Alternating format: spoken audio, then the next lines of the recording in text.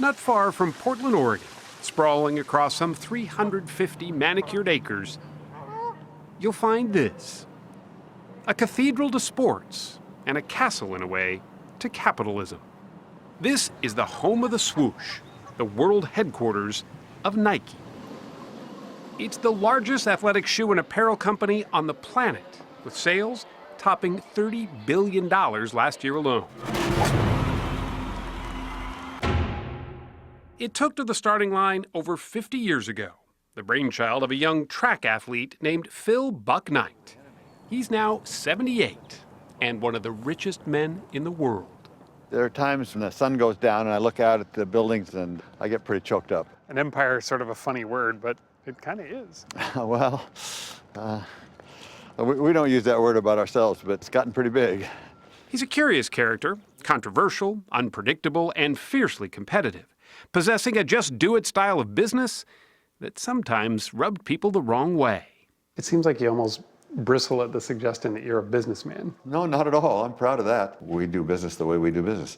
When he announced he was stepping down as Nike's chairman last year, Knight decided to reveal what he calls his crazy idea of a business plan in a memoir called Shoe Dog, published by Scribner, a division of CBS's Simon & Schuster.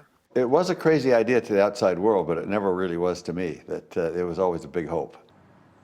That hope first flickered here at storied Hayward Field at the University of Oregon, where Knight was a mid-distance runner.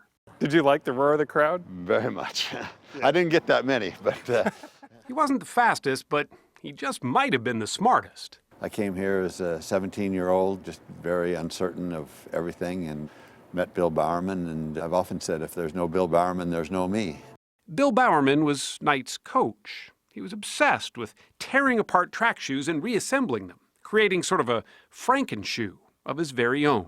What were they like? Well, they were just, he would make them out of goat skin, and so they would just have almost no form in the upper, and then he'd get a spike plate taken off another shoe and then glue it on. They were pretty ugly, but they were light, and I was one of his guinea pigs, and that, kind of planted a seed.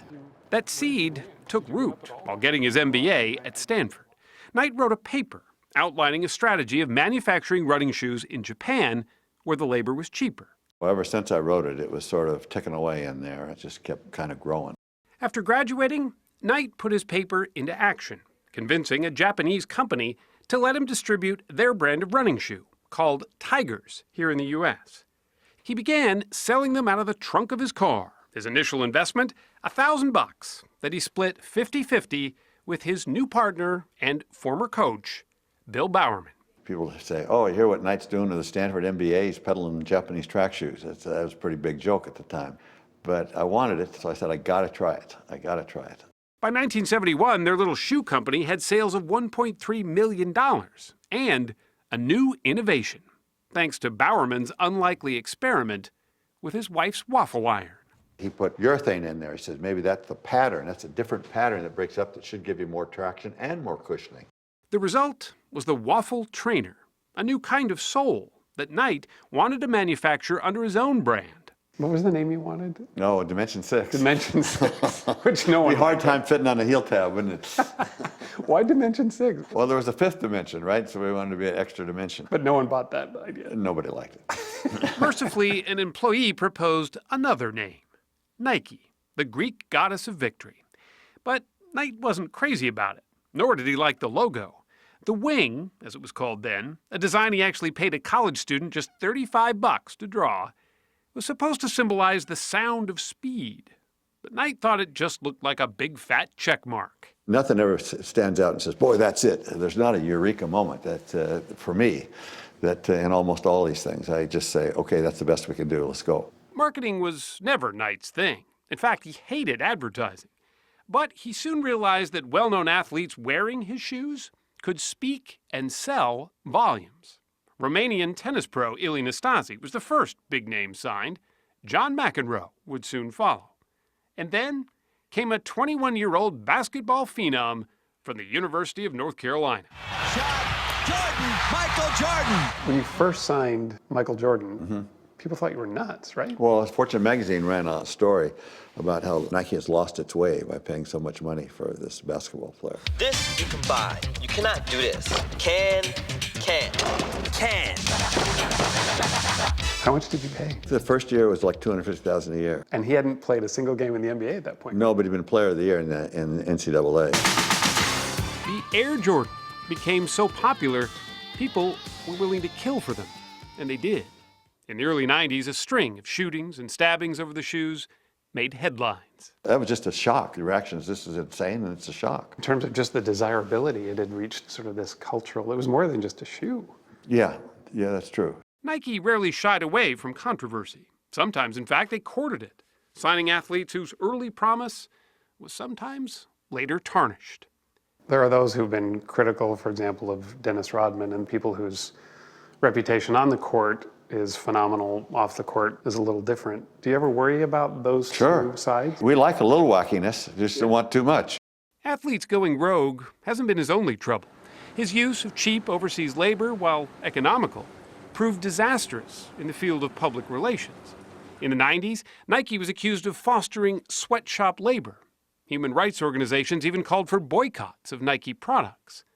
While Knight resisted the charges at first, he now insists conditions and wages have been improved. Initially, your reaction to it, you said, was making things worse. You were a little defensive about it. It was, yeah. We tried to find the best factories you could to work with. And, good shoes come out of good factories.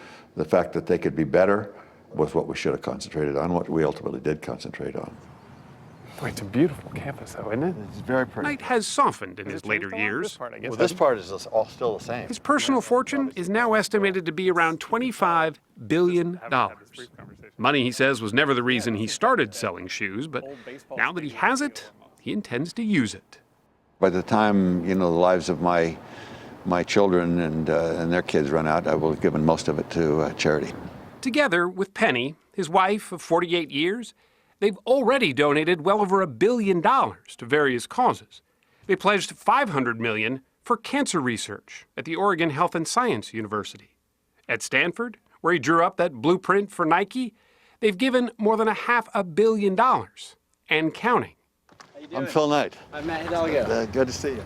But it's here, at the University of Oregon, where Knight's mark is most obvious. From the law school, named after his father, to the gleaming new basketball arena, named after his son, Matthew, who died tragically in a diving accident.